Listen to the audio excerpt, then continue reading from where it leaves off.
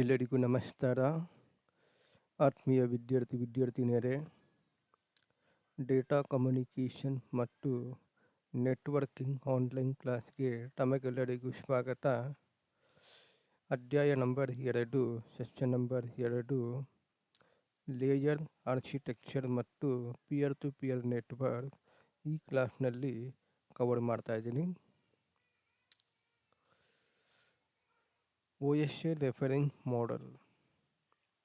It is developed by International Standard Organization. International standard organization ಅನ್ನೋದು ಇದು international level organisation. ಇವರು ಈ OSI ಮಾಡೆಲನ್ನು develop ಮಾಡಿದ್ದಾರೆ. ಈ ಒಂದು ಕಂಪ್ಯೂಟರಿಂದ ಇನ್ನೊಂದು ಕಂಪ್ಯೂಟರಿಗೆ ಓಪನ್ ಆಗಿ ಯಾವ ರೀತಿಯಾಗಿ ಕಮ್ಯುನಿಕೇಟ್ ಮಾಡಬೇಕು ಅಂತ ಹೇಳಿ ಈ ಒಂದು OSI ಮಾಡೆಲ್ ಮೂಲಕ ಸಾಧ್ಯವಾಗುತ್ತೆ. ಒಂದು ಕಂಪ್ಯೂಟರಿಂದ ಇನ್ನೊಂದು ಕಂಪ್ಯೂಟರಿಗೆ ನೀವೇನಾದರೂ ಕಮ್ಯುನಿಕೇಟ್ ಮಾಡಬೇಕು ಅಂತಂದರೆ ಅದು ಒಂದು ಲೇಯರ್ ಮೂಲಕ ಸಾಧ್ಯವಾಗುತ್ತೆ. ಒಂದು ಕಂಪ್ಯೂಟರಿಂದ ಇನ್ನೊಂದು ಕಂಪ್ಯೂಟರಿಗೆ ಕಮ್ಯುನಿಕೇಷನ್ ಮಾಡಬೇಕಂದ್ರೆ ಅದು ಈ 7 ಲೇಯರ್ಸ್ ಮೂಲಕ ನೀವು ಮೆಸೇಜನ್ನು ಫ್ಲೋ ಮಾಡಿದರೆ ಮಾತ್ರ ಕಮ್ಯುನಿಕೇಷನ್ ಆಗುತ್ತೆ.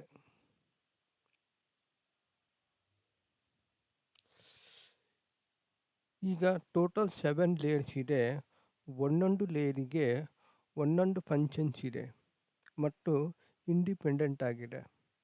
ಹಾಗಾಗಿ ಒಂದು ಲೇಯರ್ ಏನಾದರೂ ಚೇಂಜ್ ಆಯಿತು ಅಂದರೆ ಇನ್ನೊಂದು ಲೇಯರಿಗೆ ಚೇಂಜ್ ಮಾಡೋ ಅವಶ್ಯಕತೆ ಇಲ್ಲ. So the change to one layer do not require to change any other layer. ಒಂದು ಲೇಯರ್ ಏನಾದರೂ ಚೇಂಜ್ ಆದರೆ ಇನ್ನೊಂದು ಲೇಯರ್ ಚೇಂಜ್ ಮಾಡಲಿಕ್ಕೆ ಏನೂ ಬೇಕಾಗಿಲ್ಲ. Layer architecture. ನೀವೇನಾದರೂ ಮೆಸೇಜ್ ಸೆಂಡ್ ಮಾಡಲೇಬೇಕು ಅಂದರೆ ಈ 7 ಲೇಯರ್ಸು ಈ ಮೆಸೇಜನ್ನು ಫ್ಲೋ ಆಗಲೇಬೇಕು. ಈ 7 ಲೇಯರ್ಸ್ ಮೂಲಕ ನೀವೇನು ಮೆಸೇಜ್ ಫ್ಲೋ ಆಗಿಲ್ಲ ಅಂತಂದರೆ ನಿಮಗೆ ಈ ಮೆಸೇಜು ಕಳ್ಸೋಕ್ಕಾಗಲ್ಲ. ಮೆಸೇಜು ಕಳಿಸ್ಬೇಕಾದ್ರೆ ಥ್ರೂ ಇಂಟರ್ಮೀಡಿಯೇಟ್ ನೋಡ್ ಮೂಲಕ ಮೆಸೇಜ್ ಸೆಂಡ್ ಮಾಡ್ತೀವಿ. ಈ ಇಂಟರ್ಮೀಡಿಯೇಟ್ ನೋಡ್ನಲ್ಲಿ 3 ಲೇಯರ್ಸ್ ಇನ್ವಾಲ್ವ್ ಆಗುತ್ತೆ. ಆದರೆ ಕಂಪ್ಯೂಟರ್ ಮಾತ್ರ 7 ಲೇಯರ್ಸ್ ಇನ್ವಾಲ್ವ್ ಆಗುತ್ತೆ.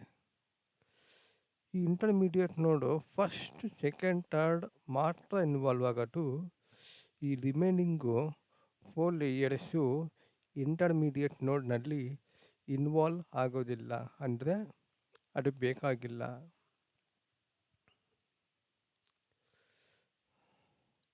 ಒಂದೊಂದು ಲೇಯರಿಗೆ ಒಂದೊಂದು ಥರ ಕೆಲಸವನ್ನು ಮಾಡುತ್ತೆ. ನೋಡಿ,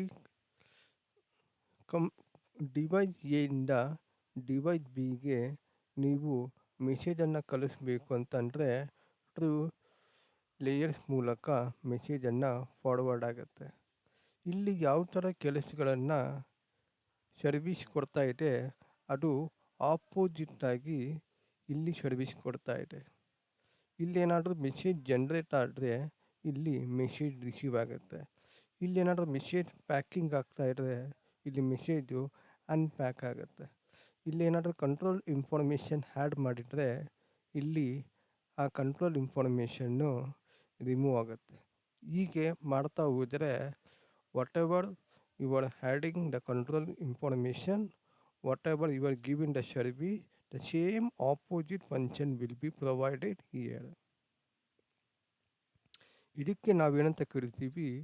ಪ್ರೋಟೋಕಾಲ್ಸ್ ಅಂತೇಳಿ ಕರಿತೀವಿ. The communication is govern by hand agreed upon the series of rules and convention called protocols.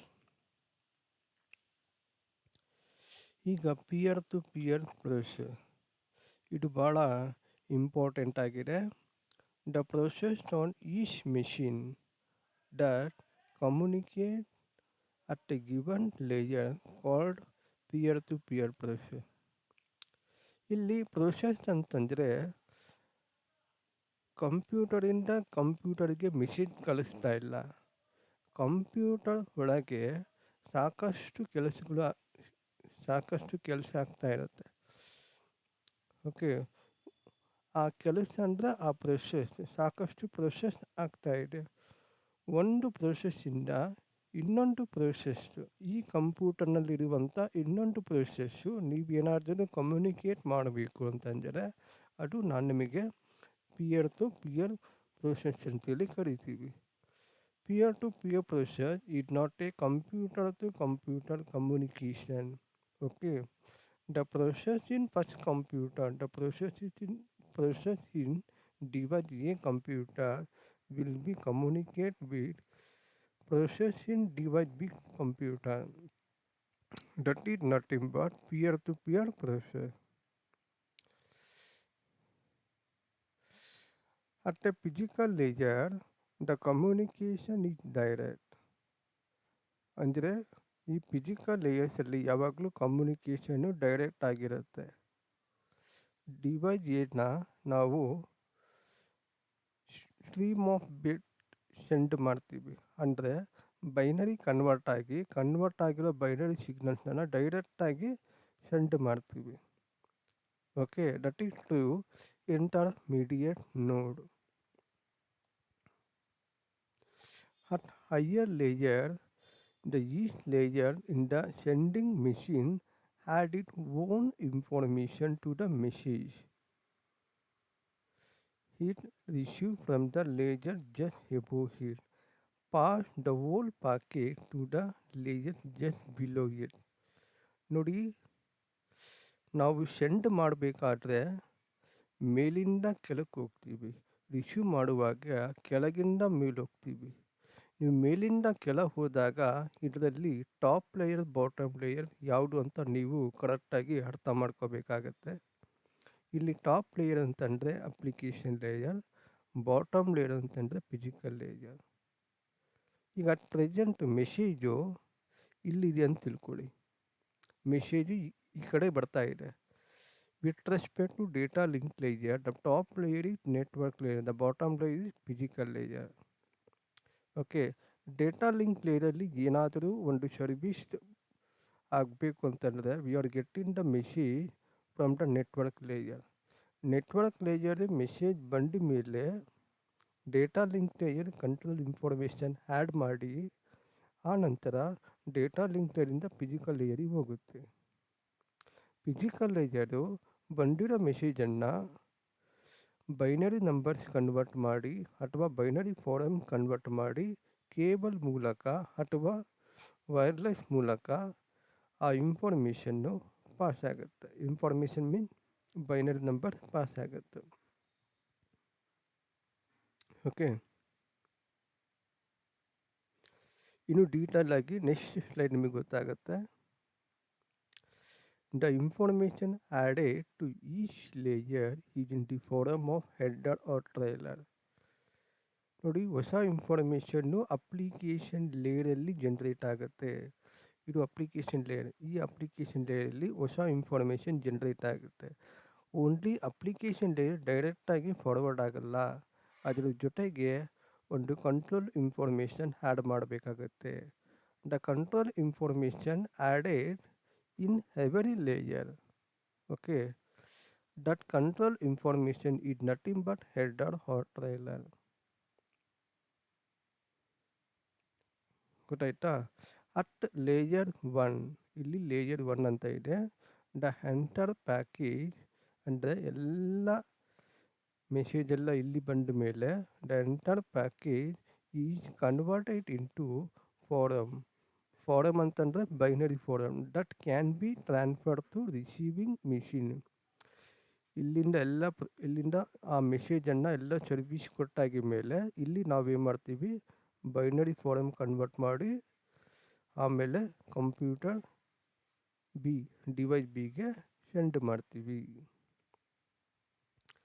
Okay, ಇಲ್ಲಿ ಮೆಸೇಜ್ ಜನ್ರೇಟ್ ಆಗಿ ಎಲ್ಲ ಕಂಟ್ರೋಲ್ ಇನ್ಫಾರ್ಮೇಷನ್ ಆ್ಯಡ್ ಮಾಡಿ ಆಮೇಲೆ ಇಲ್ಲಿ ಬರ್ತೀವಿ. ಇಲ್ಲಿ ಬಂದಾಗ ನಾವೇನು ಮಾಡಬೇಕು, ಅನ್ವ್ರ್ಯಾಪ್ ಮಾಡ್ತೀವಿ. ಅನ್ವ್ರ್ಯಾಪ್ ಅಂತಂದರೆ ಇಲ್ಲಿ ನಾವೇನು ಕಂಟ್ರೋಲ್ ಇನ್ಫಾರ್ಮೇಷನ್ ಆ್ಯಡ್ ಮಾಡಿ ಸೆಂಡ್ ಮಾಡಿದ್ದೀವಿ, ಬಟ್ ಇಲ್ಲಿ ಕಂಟ್ರೋಲ್ ಇನ್ಫಾರ್ಮೇಷನ್ನ ರಿಮೂವ್ ಮಾಡಿ ಕಲೆಕ್ಟ್ ಮಾಡ್ಕೊತೀವಿ. ಓಕೆ, ಎಕ್ಸಾಂಪಲ್ ಕೊಟ್ಟಿದ್ದಾರೆ. ಅಂದರೆ ಲೇಯರ್ 1ಇಂದ ಲೇಯರ್ 2 ಬರಬೇಕು ಅಂದರೆ ಈ ಕಂಟ್ರೋಲ್ ಇನ್ಫಾರ್ಮೇಷನ್ ರಿಮೂವ್ ಮಾಡಿ ಇಲ್ಲಿ ಬರ್ತೀವಿ. ಮತ್ತು ಲೇಯರ್ 2ಇಂದ ಲೇಯರ್ 3 ಬರಬೇಕಂದ್ರೆ ಅಗೇನ್ ಸೇಮ್ ಪ್ರೊಸೀಜರ್. ಸೇಮ್ ಇಲ್ಲಿ ನೋಡಿ, ಇಂಟರ್ಫೇಸ್ ಅಂತಂದರೆ ಟೋಟಲ್ 7 ಲೇಯರ್ಸ್ ಇದೆ. ಒಂದು ಲೇಯರಿಂದ ಇನ್ನೊಂದು ಲೇಯರ್ ಮಧ್ಯೆ ನಾವು ಏನಂತ ಕರಿತೀವಿ, ಇಂಟರ್ಫೇಸ್ ಅಂತ ಕರಿತೀವಿ. ಇಲ್ಲಿಗೆ 7-6 ಇಂಟರ್ಫೇಸ್ ಅಂತ ಕರಿತೀವಿ. ಇಲ್ಲಿಗೆ 3-2 ಇಂಟರ್ಫೇಸ್ ಅಂತ ಕರಿತೀವಿ. ಇಲ್ಲಿಗೆ 4-3 ಇಂಟರ್ಫೇಸ್ ಅಂತೇಳಿ ಕರಿತೀವಿ. ಓಕೆ, ಆ ಇಂಟರ್ಫೇಸ್ ಮಧ್ಯೆ ನಮಗೇನು ಸಿಗುತ್ತೆ ಅಂದರೆ ಆಪ್ರೇಷನ್ ಆ್ಯಂಡ್ ಸರ್ವಿಸ್. ಇದಕ್ಕೆ ಸಂಬಂಧಪಟ್ಟಾಗೆ ಸರ್ವಿಸ್ ಪ್ರೊವೈಡ್ ಆಗುತ್ತೆ. ನೋಡಿ, ನಮಗಿಲ್ಲಿ ಸರ್ವಿಸ್ ಆಗಬೇಕು. ಇಲ್ಲಿ ಸರ್ವಿಸ್ ಆಗಬೇಕಂದ್ರೆ ಇದಕ್ಕೆ ಟಾಪ್ ಲೇಯರ್ ಯಾವುದು ಮತ್ತು ಬಾಟಮ್ ಲೇಯರ್ಸ್ ಯಾವುದು. ನೆಟ್ವರ್ಕ್ ಲೇಯರ್ ಇದೆ ಟಾಪ್ ಲೇಯರ್, ಬಾಟಮ್ ಲೇಯರ್ ಇದೆ ಫಿಸಿಕಲ್ ಲೇಯರ್. ಅದು ಯಾವಾಗ ಇಲ್ಲಿ ನಾನು ಸರ್ವಿಸಿಂಗ್ ಮಾಡುವಾಗ ಡೇಟಾ ಇಲ್ಲಿಂದ ಇಲ್ಲಿ ಬಂತು, ಇಲ್ಲಿಂದ ಇಲ್ಲಿಗೆ ಹೋಗಬೇಕು ಅಂದರೆ with respect to data link layer which will be top layer, network layer and the bottom layer is physical layer. Suppose data ಇಲ್ಲಿದೆ ಅಂತ ತಿಳ್ಕೊಳ್ಳಿ, ಅವಾಗ ಏನಾಗುತ್ತೆ, ನಿಮ್ಮ top layer become application layer, the bottom layer become session layer. ಇಲ್ಲಿ ನಾವು presentation ಲೇಯರಲ್ಲಿ ಏನಾದ್ರು ಸರ್ವಿಸ್ ಕೊಡಬೇಕು ಅಂದರೆ ನಾವು ಡೇಟಾನ ಮೆಸೇಜನ್ನು ಕಲೆಕ್ಟ್ ಮಾಡ್ಕೋಬೇಕು ಅಪ್ಲಿಕೇಶನ್ ಲೇಯರಿಂದ. ಅಪ್ಲಿಕೇಶನ್ ಲೇಯರಿಂದ ಮೆಸೇಜನ್ನು ಕಲೆಕ್ಟ್ ಮಾಡ್ಕೊಂಡು ಆಮೇಲೆ ಸರ್ವಿಸ್ ಆದಮೇಲೆ ಅದು ಸೆಷನ್ ಲೇಯರಿಗೆ ಹೋಗುತ್ತೆ. ಗೊತ್ತಾಯ್ತಾ? ಅದೇ ರೀತಿಯಾಗಿ ಇಲ್ಲಿ ಕೂಡ ಸೇಮ್ ಪ್ರೊಸೀಜರ್.